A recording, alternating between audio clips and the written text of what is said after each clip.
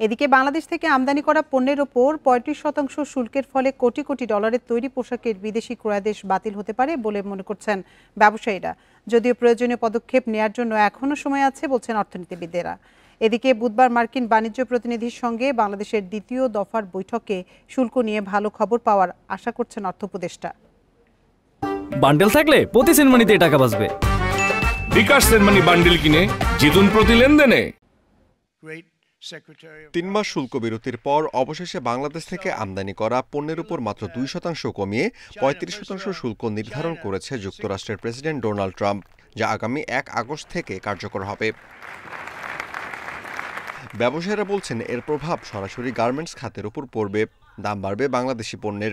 তাই অসংখ্য রপ্তানি আদেশ বাতিল হয়ে শত শত পোশাক কারখানা বন্ধের সম্ভাবনা থেকে যাবে বলে মনে করছেন ব্যবসায়ীরা। এটা যদি কমিয়ে না আনা হয় তাহলে বাংলাদেশের বিজনেসে যে ধস নামবে সেটা সত্য, এখানে বিন্দুমাত্র কোনো ত্রুটি নাই।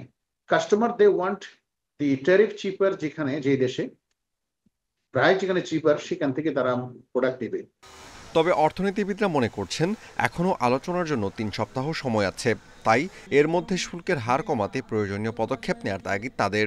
এটা আমাদের জন্য খুবই একটা বড় দুঃসংবাদ। মার্কিন যুক্তরাষ্ট্র আমাদের সবচেয়ে বড় রপ্তানি বাজার একক যদি ধরি, আমাদের রেডিমেড গার্মেন্টসের জন্য তো বটেই।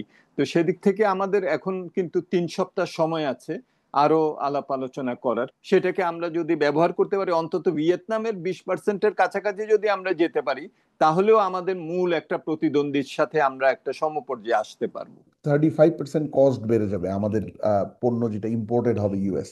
তো সেটা যদি অ্যাজ ইট ইজ কনজিউমারের কাছে পাস অন করতে চায়, যে এই 35% কনজিউমার থেকে রিকাভার করবে আলটিমেট বায়ার থেকে, তখন কিন্তু ডিমান্ড ফল করবে। এদিকে অর্থ উপদেষ্টা জানিয়েছেন আগামীকাল বুধবার মার্কিন বাণিজ্য প্রতিনিধির সাথে বাংলাদেশের দ্বিতীয় দফায় বৈঠক হওয়ার কথা রয়েছে।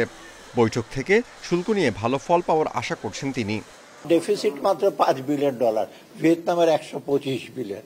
ওখানে কিন্তু ওরা মোটামুটি কনসেশন দিতে মানে ওদের রাজি হয়েছে, কিন্তু আমাদের এত কম ডেফিসিট, আমরা চেষ্টা করছি যে আমাদের এত কম ডেফিসিটে এত শুল্ক দেওয়ার তো কোনো জাস্টিফিকেশন থাকে না। কিন্তু ওরা যেটা করছে ব্ল্যাঙ্কেট কতগুলো করে, চায়নার জন্য আলাদা, একেবারে চায়না তো একটা সিঙ্গেল হ্যান্ডেডলি ডিল করে ওরা, আর বাকি এটা দেশে করে যেটা 14টা দেশ একই বলেছে। 14 দেশের মধ্যে এখন আমরা এটা নেগোশিয়েট করবো। যুক্তরাষ্ট্রে গত বছর $7.34 বিলিয়ন পোশাক রপ্তানি করে বাংলাদেশ। একক দেশ হিসেবে বাংলাদেশের সর্বোচ্চ পোশাক রপ্তানি হয় যুক্তরাষ্ট্রে। Amirul Islam, independent news, Dhaka.